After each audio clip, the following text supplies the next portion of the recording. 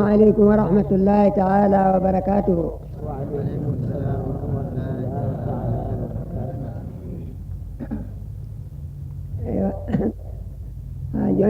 joni koko gonnoɗen e mum ko ɗum tan gonɗen e muɗum, ko ɗum ne jiɗɗen wonde e mum gurdam meɗen ha gasa, ko ɗum ne jiɗɗen wonde e mum ha jehento Allah. holɗum wonde e haalde diine l'islam no eɗen moƴƴinira ɗum, nde wonno moƴƴugol men koye moƴƴugol makko haɓɓodira. soko moƴƴi moƴƴen, so moƴƴani en moƴƴata. nde wonno moƴƴere meɗen koye moƴƴugol makko haɓɓodira, dañal meɗen koye peewal makko haɓɓodira, kisal meɗen koye peewal makko haɓɓodira. so moƴƴi moƴƴen, so feewi kisen, soko tawi o moƴƴi dañen. ɗum noon en ceerata e haalde no o moƴƴirta mbele eɗen moƴƴire. nde wonno alhaali meɗen fof koye o diine l'islam. sa anda so en moƴƴiraɓe ma so en moƴƴuɓe ma so en bonɓe, sa anda ɗum darno mbaɗɗen diine o. so tawi aduna o ina moƴƴini diine o koko moƴƴi, so tawi aduna o moƴƴinani diine o aduna o moƴƴani. so tawi ko noon en paami aduna o moƴƴani.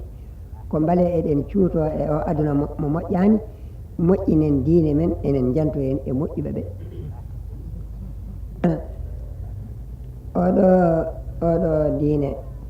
oɗo diine mo annabaɓe Allah dañani moƴƴude so wona e mum, ko hen ɓe dañi moƴƴere. annabaɓe Allah ɓe foof ɓe dañani annabagal maɓɓe, ɓe dañani wonde nelaɓe Allah. malaikaji ɗi foof dañani guidgol Allah e teddugal Allah so wona e moƴƴinde oɗo diine kala mo nanɗa dañi moƴƴere, ko oɗo diine moƴƴini nde fuɗɗi dañde moƴƴere. nde wonno sahabaɓe ko yimɓe ɓe ganduɗa Allah ina suɓani ɗumen moƴƴude e moƴƴirede, ko ɗum waɗi kamɓe ɓe moƴƴinno diine o ha hay goto wawa nandude e maɓɓe no ɓe moƴƴinirno diine o ni. nde ɓe jawtini tabi'ina enne kañum enne nde wonno ko moƴƴuɓe moƴƴini diine o moƴƴi hen. tabi'ina nde wonno ko moƴƴuɓe moƴƴini diine o moƴƴi hen, ha heddi yimɓe ɓe ina usta moƴƴere nde, ina usta moƴƴingol diine o, ina usto moƴƴugol. wonti hankkadi yimɓe ɓe ina usta moƴƴingol diine o, ina usto moƴƴugol, ina usta moƴƴingol diine o, ina usto moƴƴugol, ha ari e jamanuji ko ustotono ko tawi mana ɗisi gasde aduna o fof fi waɗi lawol gotol, mana feeñi wonti he ferɓe, wonti aduna heewi ke feeru. ko woni hen e julɓe ko woni julɓe waɗoɓe diine tawa moƴƴinta. wonti hankkadi diine moƴƴinaka. oɗo saaha ko diine mo moƴƴinaka woni e aduna, diine moƴƴinaka e aduna. ɗum waɗi oɗo saaha moƴƴuɓe ɓe ina moƴƴira diine ɗe sani wodde. so wona neɗɗo noon ƴewɗo yimɓe moƴƴuɓe adiɓe yalti e ɓeɗo yimɓe joni, watti hakkille muɗum e hakkillaji mabɓe, abbini golle mum e golle mabɓe, ummi jagge sunna nelaɗo Allah sallllahu alayhi wa sallama, ñemtini sahabaɓe nelaɗo Allah sallllahu alayhi wa sallama, moƴƴi moƴƴere sahabaɓe nelaɗo Allah sallllahu alayhi wa sallama, nde wonno moƴƴini diine Allah.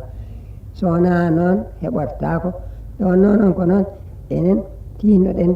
cuftoɗen e nder o aduna bonɗo, moƴƴinen diine meɗen beele Allah ene moƴƴina en. nde wonno en jeeri ko haala ko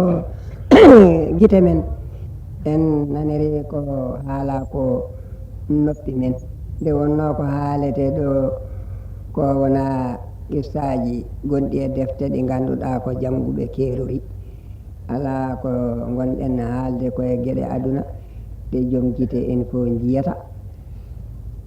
joom noppi en fof nanata, joom haqqillaji en fof famata koye nder ɗum kaleten. ɗum waɗi enen fof eɗen poti rendude e gandal ko kaleten ɗo ko enen fof eɗen dendi e muɗum. nde wonno ko noon soko tawi an a andi ka cuktiɗo hoorema e nder ɓeeɗa bonnuɓe diine mumen, tawde a andi an ka cuktiɗo hoorema e nder ɓeeɗa bonnuɓe diine muɗumen, a ƴetti hakkille ma a watti e hakkille sahabaɓe nelaɗo sallllahu alayhi wa sallam. a wi an ko sunna nelaɗo allah sallllahu alayhi wa sallam ñemtinta. sa wi noon ha gasi, holko kersantaɓe kersata allah kersata nelaɗo allah, ina mbaɗa ko metti ɗumen, an ha mbaɗa ko weeli ɓen saabu hirsude ɗumen. so tawi a wi ko noon, holi ko kersanta ɓeɓe kersani allah e nelaɗo allah ina mbaɗa ko metti ɗumen,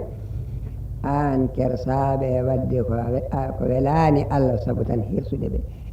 an de so tawi a hersiɓe a hersani allah e nelaɗo mum, an tigui wiyete kersuɗo.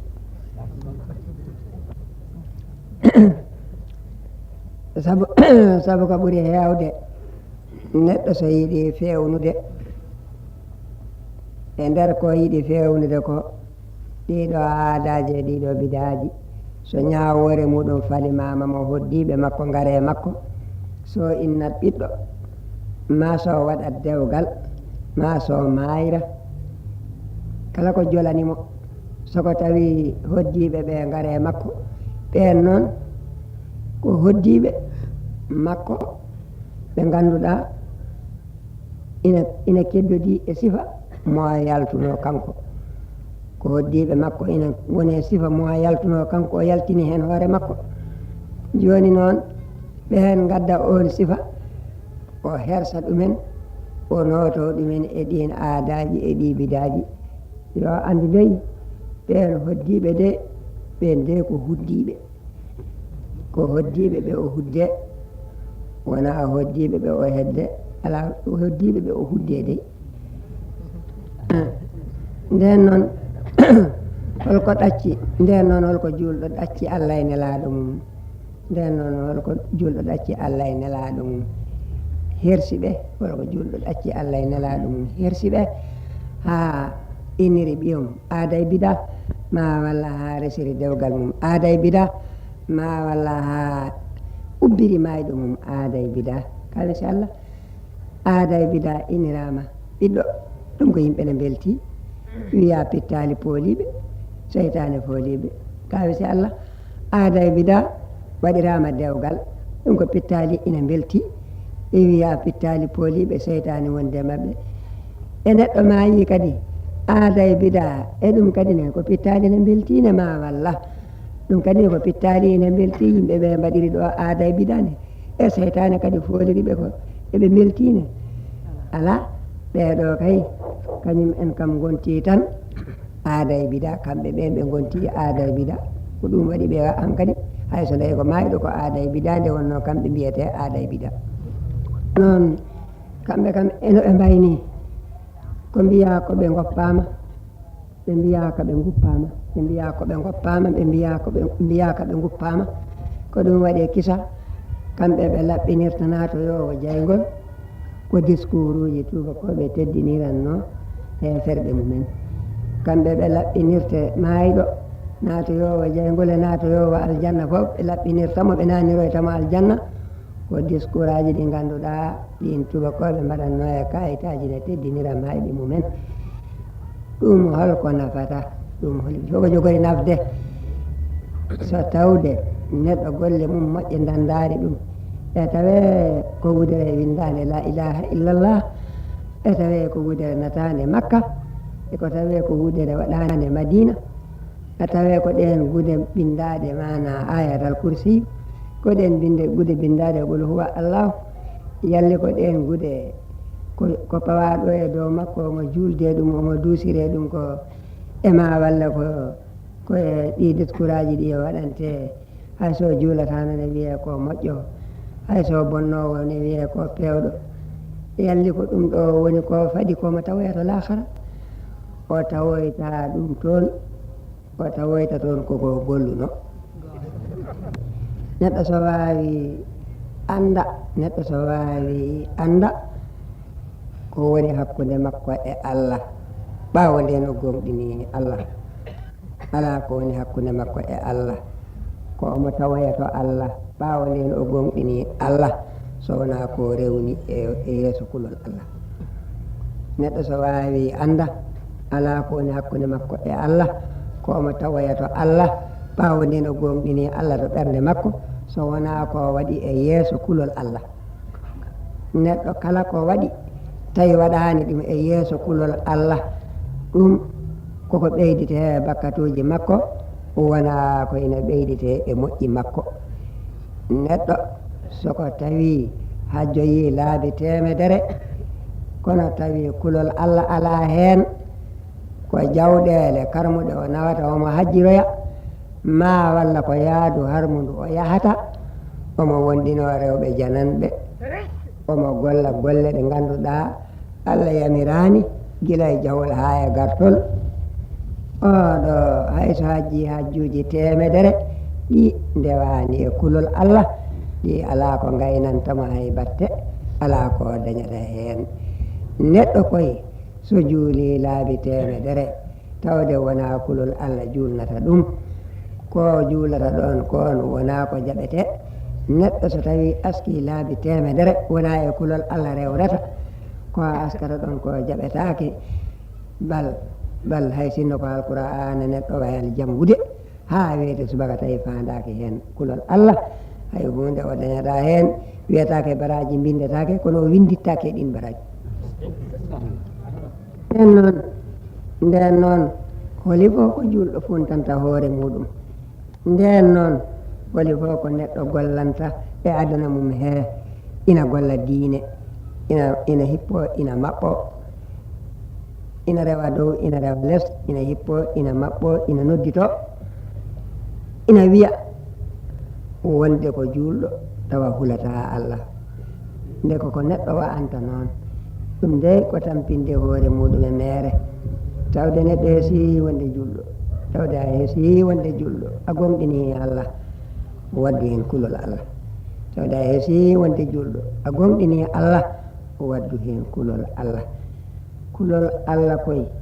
ko kanum huccinte e ɗendagal ɗo maccuɗo hucciti nde o rewoya e lawol kulol Allah koye ko kanum huccitinte e ɗendagal ɗo maccuɗo hucciti nde o rewoya e lawol kañum huccitinte e jamiraje o waɗita ɗe ɓe mbirano kañum huccitinte e kaɗe woppira no ɗe kaɗira kulol Allah koye diine dewɗo e kulol Allah ko on woni diiɗo jahanɗo Allah diine mo rewani e kulol Allah on rewani e Allah diine mo rewani e kulol Allah on rewani e Allah so neɗɗo wawi yohul Allah ɗum ɗo jiida e wiyeede kadi yo neɗɗo gollir deftere sunna nelaɗo Allah neɗɗo ina gollira hunde nde sunna golliranno ni tawa wulani Allah tawa nafata neɗɗo ma golla eno Allah wi e sunna nelaɗo Allah tawa noon ina huuli Allah ma neɗɗo golla e sunna nelaɗo Allah no Allah wi ni tawa noon kadi ina huuli Allah sen tawi ko noon Allah rewni e deftere Allah hulani Allah ha joni nafata koma neɗɗo hula Allah golla rewna ma o neɗɗo hula Allah golla noon deftere Allah e sunna nelaɗo Allah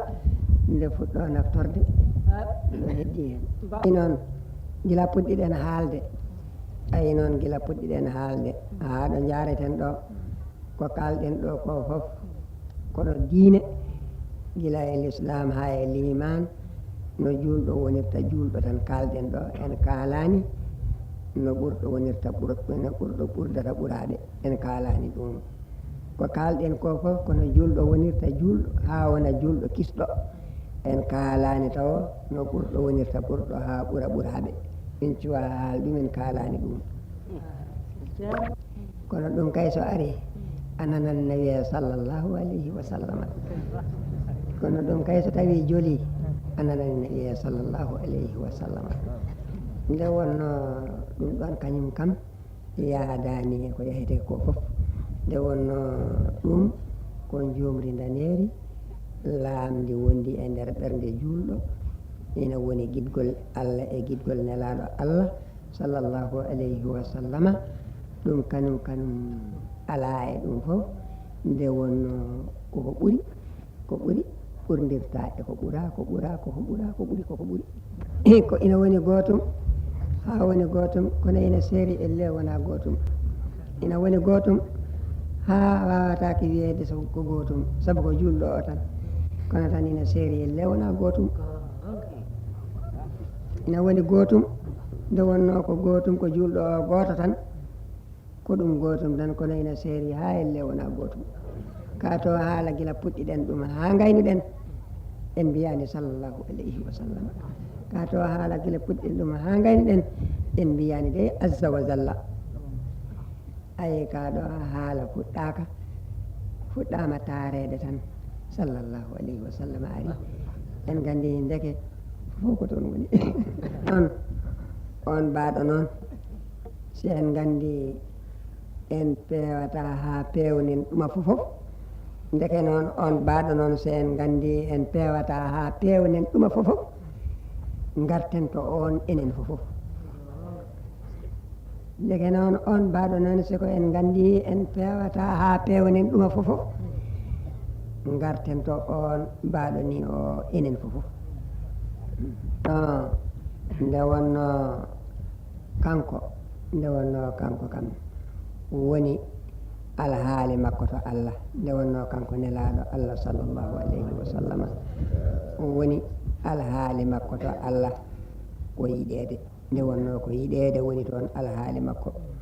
ko yiɗede o iwiri to Allah ko yiɗede o feeñiri to mana tagaɓe Allah ko yiɗede o iwiri to Allah ko yiɗede o feeñiri to tagaɓe Allah ɗum waɗi Allah waɗani rabbuna tabaraka wa taala hono Allah nde wonno Allah tabaraka wa taala ina yiɗimo no yiɗirimo ni Allah acciranimo e hoore makko acciranimo malaikaji acciranimo e hay goto Allah ko hoore muɗum waɗanimo Allah ko hoore muɗum heediranimo Allah ko hoore mum yoɓirantamo ko ɗum waɗi noon dina o kala ko mbaɗɗa hen ko yowitaki e nelaɗo Allah sallllahu alayhi wa sallama aɗa windane malaikaji no ceedo ina winde wiye a waɗi sowe yoɓe kono noon kala hen tan ko memi nelaɗo Allah sallllahu alayhi wa sallama tawa juule makko kanko nelaɗo Allah sallllahu alayhi wa sallama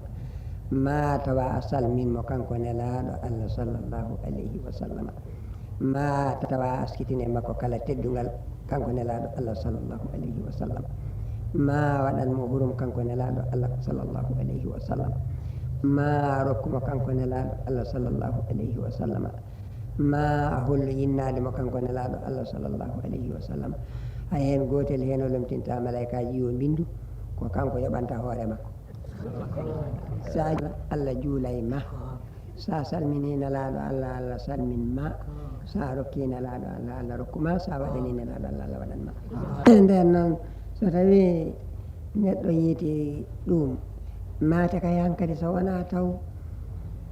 wona jeɗaɗo on kay yiiti no hisiri on kay yiiti no dañiri neɗɗo kay fonno ɓilade ma tilfade ko tawa anda nelaɗo Allah sallllahu alayhi wa sallam ma tawa haalanaka nelaɗo Allah sallllahu alayhi wa sallam wamma neɗɗo kay so andi nelaɗo Allah sallllahu alayhi wa sallama haalanama nelaɗo Allah sallllahu alayhi wa sallam so wona taw kay ko ɓilawel hankadi ala ko hina ɓilamo so wona taw koye wasondo hankadi ala ko hina wasnamo saabu kanko hankadi o yiiti lawol ɗo mo hisira o yiiti lawol ɗo mo dañira on noon nde wonno ko dendano kanko nde wonno ko dendaɗo kanko nelaɗo Allah sallllahu alayhi wa sallam nde wonno ko goto tan ko dendaɗo hakkillaji jehino wiyede ina cakoro hakkillaji jehino wiide ina cakoro yiitudemo hakkillaji jehino wiide ina cakoro yiitudemo donc andiddemo o heɓɓitoriɗi laawol cheikhna ahmad tijani ngol laawol ada ko ha heɓɓito hakkillaji e ko jaano sakade andude nelaɗo allah sallllahu alayhi wa sallam nde wonno omo andi hissu ko hissu nawata ɗum omo andi hissu ko hissu nawata ɗum ko ɗum waɗi o darni cheikhna ahmad tijani ko jiida e golle mum ko jiida e anniyaji mum ko jiida e alhaali mum ko himme nelaɗo allah sallllahu alayhi wa sallam o adi wujudu makko kanko cheikhna ahmad tijani o jiida e marifatu makko jiida e wilaya makko jiida e ilmu makko jiida e habbatu makko ina dow ɗum fof ko himme nelaɗo allah sallllahu alayhi wa sallam on himmirno darnude no makko ni ko himmirno ko allah waɗanimo ɗum darnimo o woni himme nelaɗo allah o sallllahu alayhi wa sallam o ari omo wayno himme o wano ni nden o ari omo wayno himme o wano ni o darna o waɗa hissu gartirgol yimɓe nelaɗo allah sallllahu alayhi wa sallam konnguɗi ɗi mbaɗana hissu ɗum woni laawol tijaniya kono artiri yimɓe nelaɗo allah sallllahu alayhi wa sallam nde o dari nde wonno wuuri koye oya himme ko gurɗo gurdam abadiyankojam kanko o wirnata ko kanko cheikhna ahmad tijani nde wonno laawol ngol waɗa koye oya himme e ngol wuuri gurdam abadiyankojam ngol wirnata ko kanko laawol cheikhna ahmad tijani ɓe dari kamɓe ɗiɗo ɓe goni nelaɗo allah sallllahu alayhi wa sallama wonti nelaɗo allah ɗo winona wirno ɗo wirnitima ɗo winona majjira hakkillaji ɗo yiitama ko garol cheikhna ahmad tijani yiiti ɗum watti hakkillaji ina pewta e yiide nelaɗo allah sallllahu alayhi wa sallam ɗo joni ko jamanu addi tan malkisaɓe ina keewi natoɓe jeygol ina keewi ina golla golle jeygol kono noon nelaɗo allah ina feeñi sallllahu alayhi wa sallam feeñgol ɓurgol ko malkisaɓe feeñi ko malkisaɓe ɓe ko peeñi ko kewi ɗum noon yo allah e moƴƴere muɗum eɗen ñaagi allah e moƴƴere muɗum saabu barke on ɗon himme nelaɗo allah sallllahu alayhi wa sallam kucciɗɗo e allah no jaati makko heddoro e aduna saabu barke on himme mo nelaɗo allah huccitini e allah e saabu barke on himme mo allah tagi cheikhna ahmad tijani e nder mum e saabu ngol laawol ngol nelaɗo allah waɗi huccitiniri ɗum e allah e saabu barke laawol ngol e cheikhna ahmad tijani e saabu barke almuɓe mum yo allah waɗen almuɓe cheikhna yo allah waɗene moƴƴuɓe leñol nelaɗo allah sallllahu alayhi wa sallam yo allah rokku en rewde sunna nelaɗo allah sallllahu alayhi wa sallam e saabu barke on barke mo ganduɗa accani hay goto saabu barke nelaɗo allah sallllahu alayhi wa sallam mo ganduɗa accani hay hunde e saabu on barke yo allah fewnu diine muɗum e saabu on barke yo allah fewnu lawol cheikhna ahmad tijani e saabu on barke yo allah ñifuguɗo keferu yo allah ñifuguɗo keferu yo allah wurtin diine l'islam saabu barke allah e nelaɗo muɗum allah e moƴƴere mum hono no nanirta ɓeɗo heferɓe ina cappano diine makko ni kanko e moƴƴere makko hono no nanirta ɓeɗo heferɓe ina cappano diine makko hono no andiri eɓe pewjana julɓe eɓe pewjana diine makko hono no andiri ɗum e hono no wiruno makaru wa makara llahu wallahu hayrul makirina yo rutte maɓɓe peeje maɓɓe bonɗe yo rutte peeje maɓɓe bonɗe yo darnu diine makko o darna julɓe e dow daaɗe maɓɓe e dow yiɗi añi maɓɓe yo allah darnu diine darna julɓe e dow daaɗe maɓɓe e dow yiɗi añi maɓɓe barke allah e nelaɗo muɗum sallllahu alayhi wa sallam allahumma salli